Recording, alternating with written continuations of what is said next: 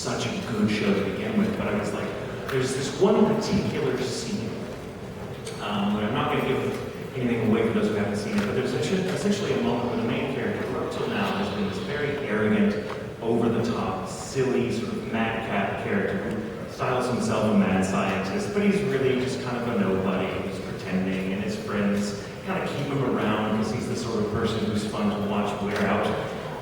And suddenly things take this really dark turn, and he has to become very real, very human, and he is in this moment where he is essentially crying, pleading for the life of his friend at peril to his own. And it's the first time we've really seen him in that position where he suddenly just, the veneer of arrogance and silliness completely falls away, and he's desperately, like, ugly crying, and just begging him, please don't do this. I'm nothing. Just don't do what you're about to do. Please don't do this, because he knows what the consequences are going to be, and they're dire. I had to write this scene, and when I wrote this scene, I had crying. So I'm like, oh, this area is so good. And I write this scene, and I'm thinking, man, I do not envy the poor bastard that's got to do this. Oh, shit. So, about 3 months later, that scene hit, and I knew it was coming. But you have to imagine, too, that I could not get away from Okabe mentally. As an actor, that's weird. I've never been in a situation where my days consisted of about 8 hours in the booth recording Okabe, and she's always at the top of his voice, always at 10, and he's always either like just laughing or crying or screaming, something. He's just always just very high energy, which is exhausting. And then I'd come home and write the show for another 5 hours. So like this was just my life. Everyone in my life knew like you're just going to be Okabe for about 5 months, but let us know when Michael is back. So I go to record this particular scene, and this was the worst day of my career. I go to record this scene, knowing what's going to happen. I've written the adaptation, and I get into it, and something just snaps. I'm in the moment so heavily that something just happens, and that really precarious line between me and the character I'm playing just disappears. And I start having a mental meltdown in the booth. Like I start crying and ad-libbing lines, like just that aren't working because my head is so stuck in the show that I'm like in tears, like telling them, please don't do this, don't kill my friend, don't do this, oh my god, oh my god, oh my god. And it was this weird little moment where like, I'm like looking for the show's wonderful, the director was like, honey, are you? And I literally like cowered in the booth and was crying. I was so embarrassed and confused. It was just this weird moment that I had to get up and leave. And that was an intense day because I felt like, what happened? What happened? That's never happened. That's one of the tricks of acting is making sure that line doesn't get crossed because then it stops being acting and becomes psychotic.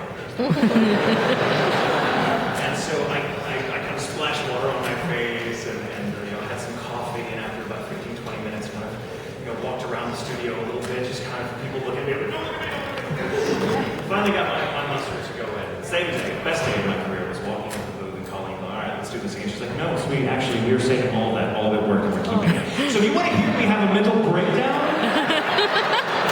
watch episode 13 of Stein's Game. That's real. That's real.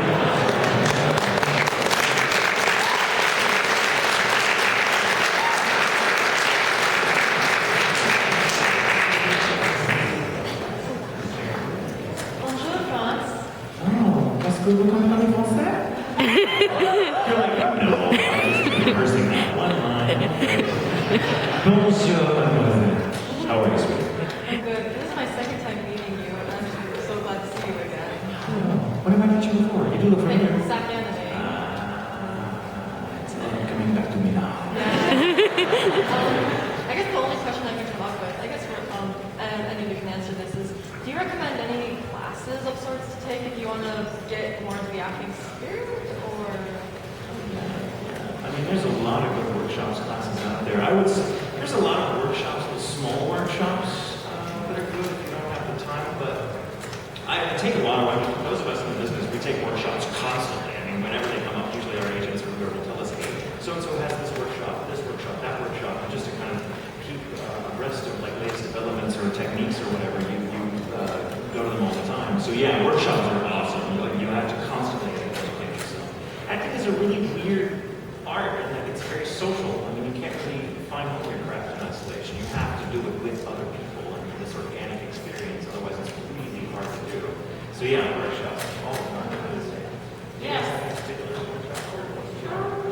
I know quite a few colleagues that run workshops themselves. themselves, and it's great. I mean, they're in the business, they're working, and you can learn from the best. Yeah. In Vancouver, I'm from Vancouver, so Kathy Westlick has a workshop, and she's really talented and wonderful. But yeah, workshops and classes, you should never stop learning and working at your craft and all that. So yeah, you never hurt. And hey, you can work your way into it too. That's what I did. Kind of just, yeah. And if you don't have somewhere with specific voiceover workshops, I would tell people just take acting classes, theater, improv classes, anything where you're acting, because learning to do different voices is something you can kind of develop on your own, but learning to act and getting that feedback and criticism, that's really important. And it's great, like what she was saying, if there aren't any workshops in your area, there's always going to be community theater or something to go. And theater is a great place to find yourself, because you can literally just show up to a theater group and be like, hey, I can help you build sets, and they will put you to work. And they're like, yeah, sure, come, yes. And then you kind of build contacts that way, and then maybe after a while you get to audition or something. I mean, it's wonderful. It's they're gypsies. They'll take care of anyone.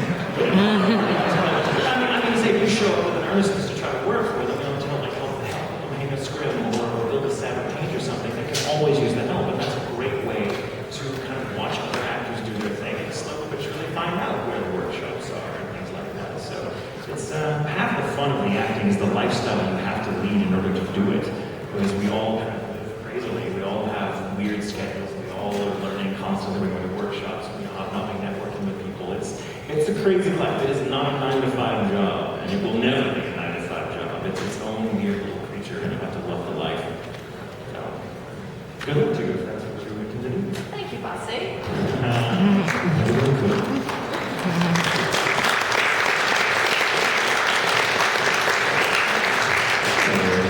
Hello, my name's Tony, and she kind of asked a similar question. I also have a voice acting question. How did you guys start out, and what would you recommend to somebody who wants to be Discover or whatnot? Well, I kind of stumbled into the industry when I was 5 years old. My twin sister and I, Michelle, we were chosen by stunt coordinators to be stunt doubles in this movie called Look Who's Talking. Yeah, we were 5 years old, and they basically just said to us, "Oh, you have great, set etiquette, and you should get an agent." So we did at 6 years old, and my agent just had good sort of connections to the voice end of things, and started sending me out when I was around 11, and yeah, I just kind of worked my way in and learned as I went, and took lots of classes, and watched and listened, and yeah, so that's how I started out. I say the same thing, watch and listen to things around you, because you're just playing a video game or this and that. You can, kind of experiment trying different voices and stuff, and definitely take acting classes if you can. Try to get feedback from people around you. There's also some really great online communities you can join. And now, even if you don't feel you're not ready to live where the work is, you can do a lot of indie games and things like that, streaming films and YouTube animations, those sorts of things. A lot of them need voice talent, and a lot of it might not be paying or might be kind of little, but if you're just starting out, it's a really, really good experience, and kind of learn how to audition from home. Because sometimes you will audition from home in the industry. A lot of the shows that I work on now, I audition from home and then I go in and I get the part. So knowing how to record and have that set up and stuff is really useful in a lot of ways. I found my way in the industry in a really, really weird way. I was tricked into it.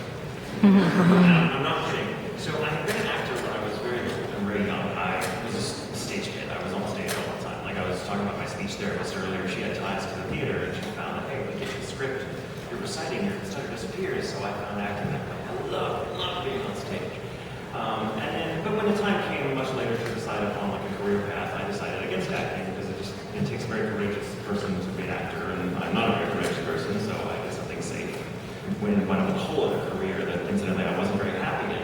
So about 10 years ago, I happened to know Christopher Bevins, who works for Funimation, has been with them for 15 years as an actor, director, and writer, and we were just fellow comic book nerds together. I mean, I knew what he did, I thought it was really cool, but I actually know the design and So he just called me out of the blue one day. He was like, hey, man, this is kind of weird. I know, but I have a show I'm working on. And I'm just, I think you'd be really good for this one particular part. I'm just trying to get some new blood in here. And, I just like your voice and I think I can work with you. And I was like, oh my God, that's amazing. Thank you. No. I was actually so nervous at the idea because I hadn't acted in so long that I thought I didn't even think of myself as an actor anymore. I thought that was just something I did a long time ago when I was a kid. And then I do now. So I politely declined because I was terrified. And he called me again the next day and pretended as though we had had a conversation the day before. And this happened every day for 3 weeks. Until I said yes. And he got scarier and scarier with each phone call. Like, he started with, like, hey, I'd like you to come in. And it ended with, like, if you don't come in, I'm going to break your knee out. So under protest, I finally came in figuring, he's like, look, if you suck, we'll laugh, and we'll never speak of it again. You're not even going to get the part, okay? I just need my producers, breathing on my neck because I'm not getting enough new talent in. You're just like, help me, like, prove that I'm auditioning new people. Just come in, awesome. I'm like, okay, but can you just leave me alone? So I came in under protest on a Sunday afternoon. It was a 4-hour-long audition for the show called Samurai 7. Which is based on films, Seven Samurai, that I love. It's one of my all-time favorites. And so I knew it, and I was really nervous. I'd never been in front of a mic before. I had no mic techniques, never looked at a dub script before.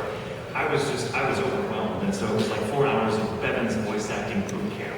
And he was scary. My God, I kept asking, what happened to the nice guy that passes out on my couch with my cat on his face every time? What happened? Why are you throwing things at me? Why are you yelling? Stop cursing at me. Because he was just very, very intense. And so at the end of this 4-hour-long audition, I stepped out of the booth, signed a couple of NDAs, or I thought they were NDAs. I didn't read them very closely. That was my first mistake. And said something really glib to the effect of, like, how do people get anything done? It takes you 4 hours to audition every single part. And it's like, oh, no, it takes us like 5 minutes. We've actually just recorded the first 6 episodes, and you just recorded it. You just signed a contract. So screw you.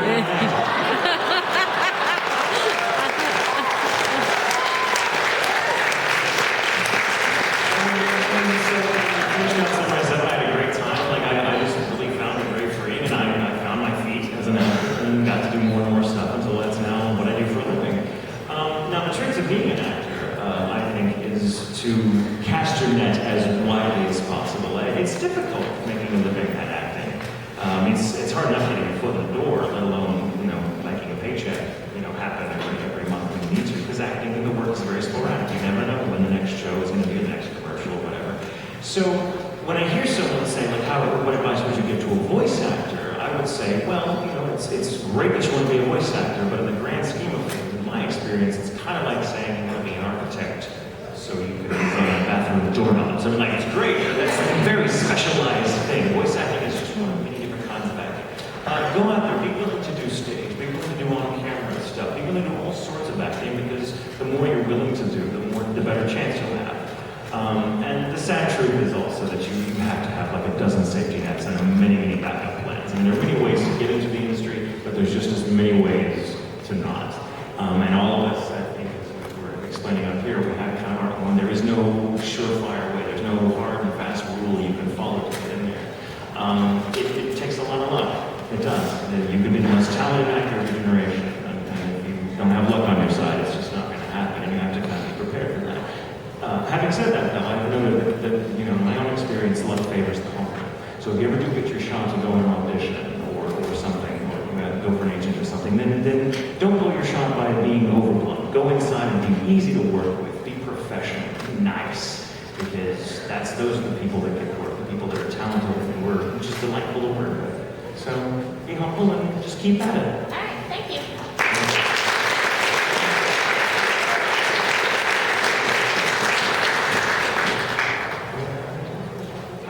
Oh, wait, 10 minutes. Okay.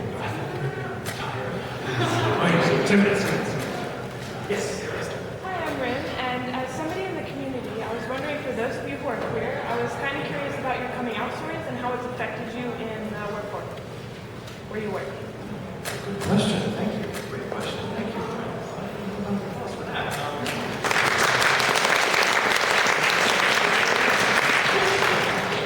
I have a question, actually. I came out, yes, I'm gay. My work. I know you're gay. Are you the only one? Am I the only one?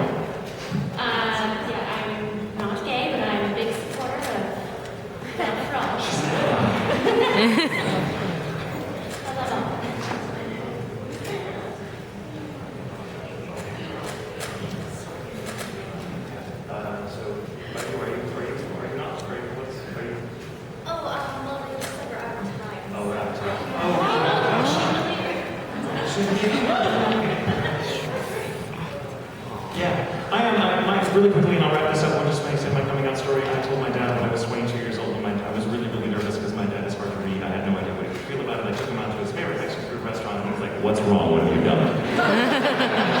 And I proceeded to, I had this whole inner monologue that I'd rehearsed for weeks about, well, Dad, you know, he's not the person he thought he was going to be. And as I start, my dad keeps stopping me. Are you in trouble with the law? Are you on drugs? Have you killed somebody? And he used to go through this ridiculous laundry list of things, up to and including have you run afoul of an evil wizard. And when I finally said, Dad, damn it, will you just let me finish? He's like, this isn't about you being gay, is it?